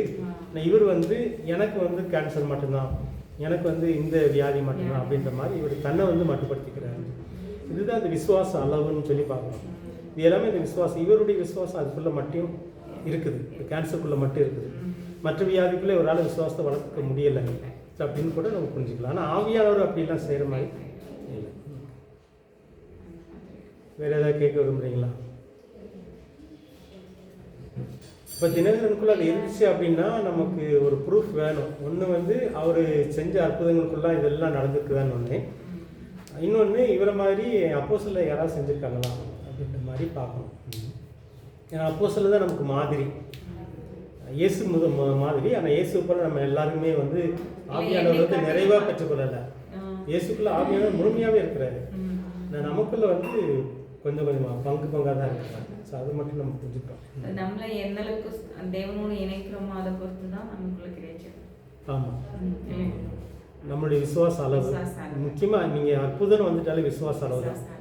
உங்களுடைய அளவு எந்த அளவுக்கோ அந்த அளவுக்கு தான் ஆண்டவர் கிரியை செய்வார். இல்லை, இன்னைக்கு காலையில் நான் இது ஆதியாகமம் படிக்கும்போது அவர் எந்த அளவுக்கு விசுவாசம் உள்ளவராக இருக்காருன்னு சொல்லிட்டு எனக்கு ஒரு சாப்டர் ரொம்ப நேரம், அதனால தான் நீங்கள் லேட்டு ரொம்ப நேரம் உட்காந்துட்டு அதை குறித்து ரொம்ப தியானம் பண்ண மாதிரி பண்ணிட்டு இருந்தேன். அவர் சொல்றாரு மெல்கிசேதேக்கின் அந்த ஒரு இது அவர்கிட்ட இருந்து அந்த ஒரு ஆசீர்வாதம் வாங்கும்போது அவர் சொல்றாரு, நீ உன்னோட ஜனங்களை எனக்கிட்ட கொடுத்துரு, நான் வந்து உனக்கு ஐஸ்வர்யத்தை தரேன் அப்படின்னு சொல்லும்போது அவர் வந்து அந்த கானான் நாட்டு ராஜா. அவர் பேர் அவர் மெல்கிசேதேக் இல்லை, அவர் கானான் நாட்டு ராஜா. அப்புறம் சொல்றாரு, நீ வந்து கானான் இல்லை, அவர் சோதம் குமார ராஜா. ஓகே, ஆமா. அப்போ அவர் சொல்றாரு, உங்ககிட்ட இருக்க ஐஸ்வர்யத்தை எனக்கு வேணும், உன்னோட காலடி பாத ரட்சையோ உன்னோட வந்துட்டு ஒரு சிரட்டையோ எதுவுமே எனக்கு வேண்டாம், ஏன்னா உன்னால நான் வந்து நான் பெரிய ஐஸ்வர்யானேன் அப்படின்னு சொல்லிட்டு இருக்கேன். உண்மையாலுமே அது எவ்வளோ பெரிய விஷயம். ஒரு சின்ன வேர்டு அதுல இருக்கிற அந்த ஒரு ஒரு ஒரு இது வசனம் தான், ஆனா அதுல எவ்வளவு ரகசியங்கள் அடங்கி இருக்கு. அந்த இடத்துல அவர் தன்னை தாழ்த்துற பாருங்க, ஆண்டவர் தான் எனக்கு கொடுக்கணும், நீ வந்து எனக்கு கொடுத்ததுனால நான் பெரிய ஐஸ்வர்யம் வேணா நானே அப்படின்னு சொல்லி நீங்க ஒரு நாளும் நான் எனக்கு அந்த பேர் வரக்கூடாது, கர்த்தர் தான் எனக்கு இதுன்னு சொல்லி கர்த்தரோட முன்னால கையை தூக்குறாரு. அப்ப அது ரொம்ப நேரம் தியானிச்சுட்டு இருந்தேன் அந்த இதை Okay. குறிச்சு. அது லேட் ஆயிடுச்சு. நம்ம கொஞ்ச நேரம் ப்ரேயர் பண்ணிட்டு ரொம்ப லேட் ஆயிடுச்சு. அது அந்த விசுவாச அளவு இருக்குது. அது அவர் எவ்வளவு நம்ம விசுவாசம். கொஞ்சம் கொஞ்சமாக படிச்சுட்டோம் அப்படின்னா அதில் வந்துடும். அதுதான் அவரோட விசுவாசம். இது எதுலேருந்து இப்போ ஆபிரகாமுக்கு இந்த விசுவாசம் எங்கே வருது அப்படின்னா, இப்போ வந்து ஆபிரகாமுக்கும் அவருடைய சித்தப்பா பையன் லோத்துக்கும் வந்து சொத்து பெருகிறோம். ஆடு மாடெல்லாம் 2 பேரும் ஒரே இடத்துல இருக்க முடியாது. அப்போ வந்து 2 பேரும் பிரிகிற முடிவு. அண்ணன் பையன். அண்ணன் பையன். அண்ணன் பையன். அப்போ வந்து 2 பேரும் ஒரு இடத்துல இருக்க முடியாது. அப்போது ஆபிரகாம் சொல்லுவார், உனக்கு எந்த பக்கம் எந்த நிலம் வேணுமோ நீ எடுத்துக்கோ, மீதி நான் எடுத்துக்கிறேன். அப்போது வந்து இந்த லோத்து என்ன பண்ணுவார் அப்படின்னா, லோத்து தானே, ஆமா லோத்தா. லோத்து வந்து என்ன பண்ணுவார்னா, இந்த சோதம் குமாரை ரொம்ப செழிப்பாக தெரியும். அந்த கண்களுக்கு வந்து ஏதேனை போல இருக்கும். அப்போ உலக பார்வையில் ரொம்ப செழிப்பாக எடுத்துட்டு தான் அங்கே போகிறாரு. அங்கே போன இடத்துல தான் இவர் மாட்டிக்கிறாரு. இப்போ வந்து அப்போது இந்த சோதம் குமாரை வந்து இன்னொரு ராஜாட்ட தோத்துரும்.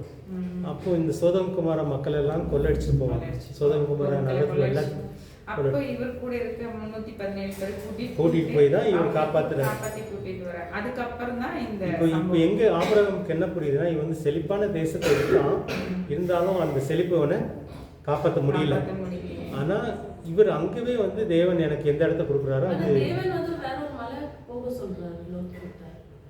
அது வந்து அழிக்கும் போது அதுக்கப்புறம் அதான் சோதம் இந்த சோதம் அழிக்கும் போது சொல்ற விஷயம். இது அதுக்கு முன்னாடி நடந்த ஒரு சம்பவம். இந்த கொள்ளடிச்சுட்டு போறது வந்து அதுக்கு முன்னாடி நடக்கிற ஒரு சம்பவம். அப்பதான் வந்து ஆபிரகாம் போய் காப்பாற்ற போறாரு. இவங்க கூட இருந்த சொந்த பந்தங்கள் எல்லாம் 317 பேரை கூட்டிட்டு போயிட்டு காப்பாற்ற போறாரு. காப்பாத்தி போயிட்டு வரும்போது வர வழியில தான் அந்த காப்பாத்தி கொண்டு வருவாரு. அப்பதான் இந்த ராஜா வர்றாரு. இந்த சோதம் குமார ராஜா வந்து ஆபிரகாமை பார்க்கும்போது, என் மக்களை மட்டும் கொடுத்துரு, என் சொத்தெல்லாம் அவன் கொள்ளடிச்சுட்டு போனதான் ஆபிரகாம் திரும்ப வாங்கிட்டு வர்றாரு. சொத்துனா ஆடு மாடு எல்லாம் நிறையா இருக்கும். ஒரு பெரிய நாட்டுடைய சொத்து பட்டணம். அது சுற்றி ஒரு பட்டணம்னா சுற்றி நிறைய கிராமங்கள்லாம் சேர்ந்தது தான். அப்போ பெரிய ஒரு ஆடு மாடு சொத்தெல்லாம் சேர்த்து தான் ஆபிரகாம் வந்து திருப்பிட்டு வர்றாரு. வரும்போது என்ன சொல்றாருன்னா, என் மக்களை மட்டும் கொடுத்துரு, இந்த சொத்தெல்லாம் நீ வச்சுக்கும் போது தான் ஆபிரகாம் இந்த வார்த்தை சொல்றாங்க, எனக்கு இதெல்லாம் வேண்டாம், எனக்கு ஆண்டவர் கொடுத்தது போதும், ஆண்டவர் கூட இருக்கிறார், அதான் சொத்துன்றது. இந்த ஆபிரகாமுக்கு இந்த உண்மை எங்கே புரியுதுன்னா, இந்த லோத்து வந்து சோதம் குமாரா போகும்போதே நல்ல இயற்கையில் வளம் பெற்ற ஒரு இடம் தான். இருந்தாலும் அந்த சொத்தை அவனை காப்பாற்ற முடியல. நான் என் கூட தேவன் இருக்கிறதுனால என்னையும் காப்பாற்றினாரு, இந்த லோத்தையும் காப்பாற்ற வச்சார். அந்த ஒரு உண்மை புரியறதுனால அவருக்கு அந்த ஆண்டவர் மேலே அவருக்கு ஒரு உறுதியான நம்பிக்கை வருதுன்னு சொல்லி. அவர் எவ்வளோ விசுவாசம் அறிக்கையை அவர் வந்து அதுக்கு முன்னாடியே டேஸ்ட் பார்த்துறாரு. நமக்கு வந்து இந்த உலகத்தில் சொத்து இருக்குதோ இல்லையோ, ஆண்டவர் கூட இருந்தால் போதும், நமக்கு தேவையானது கிடைச்சிரும். ஸோ அப்படின்றத அவர் ருசி பார்த்துறாரு. அதனால தான் இந்த வார்த்தை அவர் வாயிலேருந்து சொல்ல முடியும். சரி, டீ குடிச்சுட்டு பார்க்கலாம். ஒரு 10 மினிட்ஸ் பிரேக் எடுத்துக்கலாம்.